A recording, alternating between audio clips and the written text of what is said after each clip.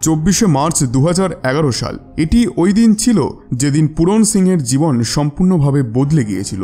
আসলে পূরণ সিং, যিনি উত্তরপ্রদেশের একটি ছোট্ট গ্রামে থাকতেন এবং তার পরিবারের সঙ্গে থাকতেন, এক অত্যন্ত সাধারণ গরিব গ্রামীণ পরিবার। কিন্তু একদিন হঠাৎ করেই সকালে পূরণ সিংয়ের শরীর খারাপ হতে শুরু করে। ধীরে ধীরে শরীরের অবনতি হচ্ছে দেখে তার পরিবার ঘাবড়ে যায় এবং গ্রামেরই এক স্থানীয় ডাক্তারকে ডাকা হয়। কিন্তু ডাক্তার এসে পৌঁছানোর আগেই পূরণ সিং তার শরীর ত্যাগ করে চলে গিয়েছিলেন, অর্থাৎ তিনি মৃত্যু বরণ করেছিলেন। তার পরিবারের সদস্যরা কান্না করতে থাকে। গ্রামের আশেপাশের মানুষ তাদের বাড়ির সামনে জড়ো হন, একজোট হন। তারা পূরণ সিংয়ের অন্তিম যাত্রার ক্রিয়াকলাপ শুরু করতে লাগলেন। কিন্তু তখনই এমন কিছু হয় যেটি মানুষের মনে প্রশ্ন তোলে যে এই পৃথিবীতে জীবন মৃত্যু ছাড়াও কিছু অলৌকিক ঘটনা রয়েছে যেগুলি আমরা জানি না। সেখানে থাকা প্রত্যেক ব্যক্তি যারা এই ঘটনার মুখোমুখি হন তারা আশ্চর্যচকিত হয়ে যান। আসলে এমন কিছু হয়েছিল যেটি না তো এর আগে কোনোদিনও ঘটেছিল এবং নাই বা কেউ দেখেছিল। আসলে পূরণ সিং এর ওই মৃত শরীর পুনরায় বেঁচে উঠেছিল। কিন্তু বেঁচে ওঠার পর তিনি এমন কিছু কথা তার পরিবারকে জানিয়েছিলেন যাকে নিয়ে গ্রামে শোরগোল পড়ে যায়। আশেপাশের মানুষেরা যখন কান্না করছিলেন তখন হঠাৎ করেই পূরণ সিং এর শরীর নড়তে শুরু করে। কিছু লোক ভয় তো পেয়েছিলেন, কিন্তু খুশি হয়েছিলেন তার পরিবার। এরপর তারা যখন পূরণ সিং এর শরীর নাড়লেন বুঝতে পারলেন তার শ্বাস প্রশ্বাস চলছে, অর্থাৎ তিনি পুনরায় জীবিত হয়েছেন। এরপর তার মুখে জলের ছিটে দেওয়া হয়, তার মুখে জল দেওয়া হয়, তারপর তাকে ওঠানো হয়। এখন তার অবস্থা কিছুটা স্থিতিশীল হয়, কিন্তু উঠে পড়ার পর তিনি এমন কিছু কথা বলেন যেটি বেশ ভয়ের ছিল। কিন্তু তার মুখের কথা সম্পূর্ণ শুনলে আপনারও জীবন বদলে যাবে। বন্ধুরা, ভিডিওটিকে কন্টিনিউ করার আগে আপনাদের কাছে ছোট্ট একটি অনুরোধ করব, ভিডিওটিকে লাইক করে চ্যানেলটিকে সাবস্ক্রাইব করে দিন। আসলে পূরণ সিং বলেছেন যে তাকে যমরাজের পাঠানো দূত নিতে এসেছিলেন।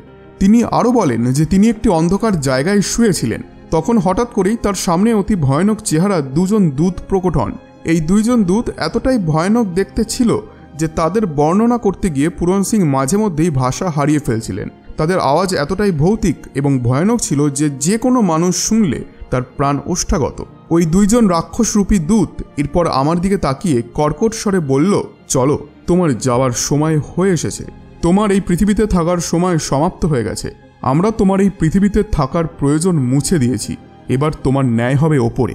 পূরণ সিং এইসব কথাগুলিকে শুনে তার পরিবারকে ডাকার চেষ্টা করছিলেন, চিৎকার করছিলেন, কিন্তু অবাক কাণ্ড, তার মুখ থেকে তো কোনো কথাই বেরোচ্ছে না। তারপর তার মনে পড়ে যখন কোনো মানুষের মৃত্যু হতে যায় তখন সবার প্রথমে তার মুখের স্বর চলে যায়। এটি হয়তো কারণ যে আজ পর্যন্ত সেভাবে কোনো মানুষ বলতেই পারেননি যে মৃত্যুর সময় ঠিক কী হয়। এরপর পূরণ সিং বলেন যে আমার শরীরের যে আত্মা ছিল, আমি অনুভব করছিলাম যে যমের দূত আমার আত্মা আমার শরীর থেকে টানছে, বের করার চেষ্টা করছে। কিন্তু আমার আত্মার এই শরীর এই পৃথিবী থেকে এতটাই প্রেম ছিল যে আত্মা কোনোভাবে শরীর থেকে বেরোতেই চাইছিল না। সে রীতিমতো তাদের সঙ্গে লড়ছিল, সে পালাচ্ছিল, আমার শরীরের মধ্যে লুকিয়েছিল। কিন্তু দূতেরা এতটাই জোরে আত্মাকে টানছিল যে সে আমার পা থেকে ওই আত্মা ধীরে ধীরে ওপরের দিকে উঠে যাচ্ছিল। আর যেভাবে যেভাবে ওই আত্মা ওপরের দিকে উঠে শরীর থেকে বের হয়ে যাচ্ছিল সেভাবে আমার পা ঠান্ডা হয়ে যাচ্ছিল, অর্থাৎ আমার শরীর মরে যাচ্ছিল। আমি ওই জিনিসটিকে বুঝতে পারছিলাম যে আমার শরীর মরে যাচ্ছে। আমার পাশে বসে থাকা একজন দুজন ব্যক্তিও বুঝতে পারছিল না যে আমি মরে যাচ্ছি। আর হ্যাঁ, আমার শরীরে তখন পীড়া হচ্ছিল প্রচণ্ড। আমি হাত পা ছড়িয়েছিলাম, কিন্তু আমার কাছে যারা ছিল তাদের মনে হচ্ছিল এটি সামান্য পীড়া হয়তো। তারা বুঝতেও পারছিল না যে আমার সামনে স্বয়ং যমরাজের দূতেরা দাঁড়িয়ে আছেন। পূরণ সিং মৃত্যুর সময় তার শরীরে হওয়া ব্যথাকে কিছুটা এভাবেও ব্যাখ্যা করেন। তিনি বলেন যে মৃত্যুর ঘড়িকে সবচেয়ে ভয়ানক ঘড়ি বলা হয়। মৃত্যুর সময় মানুষের শরীর থেকে আত্মা যখন আলাদা হয় সেই অভিজ্ঞতাকে ভাষার মাধ্যমে ব্যাখ্যা করা কখনোই সম্ভব নয়। অবস্থা খুবই খারাপ হয়। পূরণ সিং বলেন যে মৃত্যুর সময় সম্পূর্ণ শরীর কুঁকড়ে যায়, হাত পার জোর শেষ হয়ে যায়, রক্ত জল হয়ে যায়, মুখে থাকে আতঙ্ক, চোখ বড় হয়ে যায়, শরীর হলুদ হয়ে যায় এবং শরীরের হৃৎপিণ্ড কাজ করা বন্ধ করে দেয়। ধীরে ধীরে শরীর ঠান্ডা হতে শুরু করে। আত্মা শরীরের আনাচে কানাচে লুকিয়ে থাকে, কিন্তু কাল শরীরের সকল হাড়কে ভেঙে চুরে আত্মাকে টেনে হিচড়ে নিয়ে যায়। আপনাদেরকে জানিয়ে রাখি, শ্রীমদ্ ভাগবত পুরাণেও এর বর্ণনা পাওয়া যায়। আত্মার শরীর থেকে বের হওয়ার সময় তা এতটাই বেদনাদায়ক হয় যে সেই বেদনা 1000 বিছের একসাথে কামড়ে দেওয়ার থেকেও বেশি হয়। একটি বিছে কামড়ালেই আমাদের শরীরে হয় তীব্র যন্ত্রণা। এর থেকে আপনি খুব সহজেই বুঝতে পারলেন ওই ভয়ানক এক্সপিরিয়েন্সের কথা। মৃত্যুর সময় জীবদের তীব্র কষ্ট ভোগ করতে হয়। পূরণ সিংজির কথায় যখন তার আত্মাকে যমদূত তাদের দণ্ডতে বেঁধে টানতে শুরু করলেন, তখন এক ঝটকায় তিনি বুঝতে পারলেন মৃত্যুর যন্ত্রণা। তিনি বলেন, কোনোভাবে আমার আত্মাকে শরীর থেকে আলাদা করার পর আমি আমার মৃত শরীর দেখতে পারলাম। এরপর যখন আমার আত্মাকে যমের দূতেরা টেনে ওপরে নিয়ে গেলেন, তখন আমি এই পৃথিবীতে ঘটা সকল স্মৃতি ভুলে গেলাম। আমার স্মৃতিশক্তি সম্পূর্ণভাবে শেষ হয়ে গেল। আমি কে, কোথা থেকে এলাম, কিছুই মনে রইল না। তখন এই যমের দূতকে আমি অনুরোধ করলাম যে আমায় এত কষ্ট দিও না, কারণ ওই সময় আমার আত্মাকে টেনে নিয়ে যাওয়া হচ্ছিল, যাতে আমার বেদনা হচ্ছিল। তিনি বলেন, আমি জীবনে কিছু পাপ করেছি। যার পর যমদূতদের আমি অনুরোধ করি, তখন কর্কশ স্বরে তারা বললেন, তোমার যদি কোনো সত্য গুরু থাকে তাহলে তাকে ডাকো, কারণ সেই তোমার রক্ষা করবে। এই কথাগুলি শুনে আমি তো হতভম্ব হয়ে গিয়েছিলাম, কারণ আমার তো কখনো কোনো গুরু ছিলই না। আমি তো কখনো ঈশ্বরের দিকে তাকাইনি। আমি তো নিজের কথাই শুধু ভেবে গিয়েছি। এরপর তারা আমাকে এমন পথ দিয়ে নিয়ে যায় যেখানে কেবল অন্ধকার আর অন্ধকার ছিল। অনেক ভয়ঙ্কর শব্দ আসছিল আমার কানে। এরপর যমের দূতেরা আমার মাথার ওপর আমার সকল কর্মের ভার রেখে দেয়। যা যা পাপ করেছি আমি, সেটির ভার খুব বেশি ছিল। আমার চারিপাশের আবহাওয়াও ছিল তীব্র গরম। মাটি এতটাই গরম ছিল যে আমার পা তাতে রীতিমতো জ্বলছিল, কিন্তু চারিদিক ছিল অন্ধকার, তার সাথে তীব্র তাপ। আমার আত্মা ক্লান্ত হয়ে একটু বিশ্রাম নিতে গেলেই যমের দূত আমায় মারত আর টানতে টানতে নিয়ে যেত। চলতে চলতে একটি নদী এলো। আমি স্বপ্নেও কল্পনা করতে পারিনি যে কোনো নদী এতটা ভয়ঙ্কর হতে পারে। বর্ণনা দেওয়ার কোনো ভাষা নেই আমার কাছে। নদীতে ছিল শুধু রক্ত, যার ভেতরে ছিল হিংস্র জন্তু, হাড় এবং বিষাক্ত সরীসৃপ প্রাণী, সাথে ছিল তীব্র দুর্গন্ধ। যমের দূত আমায় বলল, তোমায় সাঁতার কেটে এই নদী পার করতে হবে। আর এই ধরনের কথা শুনে মুখ থেকে আমার চিৎকার বেরিয়ে আসে। আমি এটা কিভাবে করতে পারবো? এরকম ভয়ানক জায়গা থেকে আমি কিভাবে সাঁতার কাটতে পারবো? ওইদিকে যমের দূত আমাকে মারতে লাগলো। না চাইতেও আমাকে নদী পার করার জন্য সেই নদীতে যেতে হলো। নদী পার করার সময় আমার এত পরিমাণ কষ্ট হয়, এত পরিমাণ পীড়া হয় যে তার তুলনা আমি কোনো কষ্টের সঙ্গে করতে পারবো না। এই কষ্ট এক অন্য রকমের কষ্ট ছিল। হিংস্র জন্তুদের আক্রমণ, সাথে পচা দুর্গন্ধ, তারপর বিষাক্ত প্রাণীর বিষে আমার আত্মা জ্বলে যাচ্ছিল। এরপর আমি দেখলাম যে সেখানে স্বর্গও ছিল, নরকও ছিল। সেখানকার নরকে একটি তেলে ভরা কুণ্ডও ছিল, যেখানে দাউ দাউ করে জ্বলছিল আগুন। আর সেই উত্তপ্ত তেলের মধ্যে ভয়ানক দেখতে যমদূতেরা দুষ্ট আত্মাকে ডোবাচ্ছিলেন।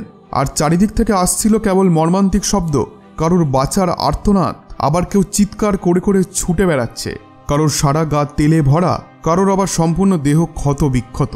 আর এই পীড়ার বর্ণনা কোনোভাবেই করা সম্ভব নয়। এগুলি আমি জীবনে প্রথমবার এক্সপিরিয়েন্স করছি। প্রথমবার দেখছি এরকম ভয়ানক অদ্ভুত জীব। নরকে গেলে আত্মার যে কি বিকট রূপ হয় তা আমি প্রথমবার দেখলাম। আর ওইদিকে ছিল স্বর্গ, যেখান থেকে আসছিল ফুলের গন্ধ, সেখান থেকে শুনতে পাচ্ছিলাম হাসির শব্দ। এরপর আমাকে নিয়ে যাওয়া হয় যমলোকে। যমলোকে পৌঁছানোর আগে একটি বিশাল বড় দরজা ছিল। আমি তার কাছে যেতেই সেই দরজা খুলে গেল, আর আমাকে যমদূতেরা বললেন যে এবার তুমি ভেতরে প্রবেশ করো। আমি তাদেরকে জিজ্ঞাসা করলাম যে আপনারা কি আমার সাথে যাবেন না? তখন যমদূতেরা বললেন যে এরপর আর আমাদের যাবার অধিকার নেই। তারপর সাথে সাথে দরজা বন্ধ হয়ে গেল। ওইদিকে আবার অন্য দুজন যমদূত আমাকে ধরে ধরে নিয়ে গেলেন যমরাজের কাছে। আর তখন আমার সামনে ছিলেন স্বয়ং যমরাজ। তিনি এতটাই বিশালকায় ছিলেন যে আমাকে তার সামনে একটি ছোট্ট কীট মনে হচ্ছিল। তার রূপ যমদূতেদের থেকেও আরও বেশি ভয়ানক ছিল। কিন্তু আমাকে দেখেই যমরাজ চিৎকার করে উঠলেন এবং যমদূতদের বললেন, এটি কাকে নিয়ে এসেছো তোমরা? এর তো এখনো সময় হয়নি। একে তুমি যেখান থেকে নিয়ে এসেছো সেখানে ছেড়ে আসো। যমরাজের মুখে এরকম তীব্র আওয়াজ শুনে আমার কান ফেটে যাওয়ার মতো। আমি ভয়ে আমার দুই কান চেপে ধরলাম। আমি ভয় পেলাম দেখে যমরাজ এবার শান্ত স্বরে আমাকে বললেন, হে বৎস, তোমার এখনো সময় হয়নি, তুমি যাও তোমার পরিবারের কাছে। এরপরে হঠাৎ করেই আমার চোখের সামনে একটি পর্দা চলে আসে আর আমার চারিপাশ হয়ে যায় অন্ধকার। আমি চোখ বন্ধ করলাম।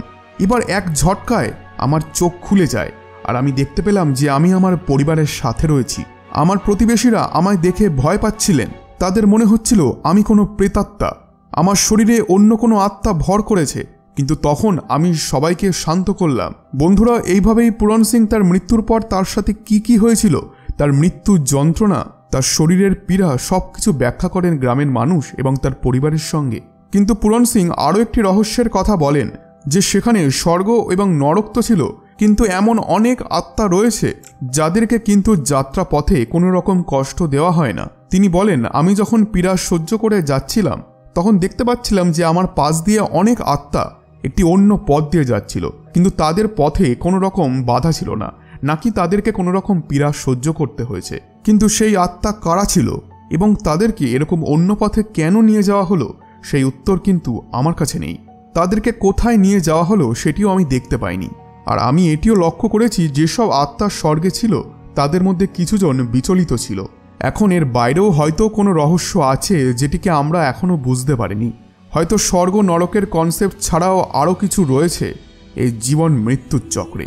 বন্ধুরা, আশা করছি আজকের এই বিশেষ ভিডিওটি আপনাদের ভালো লেগেছে। ভিডিওটি ভালো লেগে থাকলে ভিডিওটিতে অবশ্যই একটি লাইক এবং চ্যানেলটিকে আজই সাবস্ক্রাইব করে নিন। ধন্যবাদ।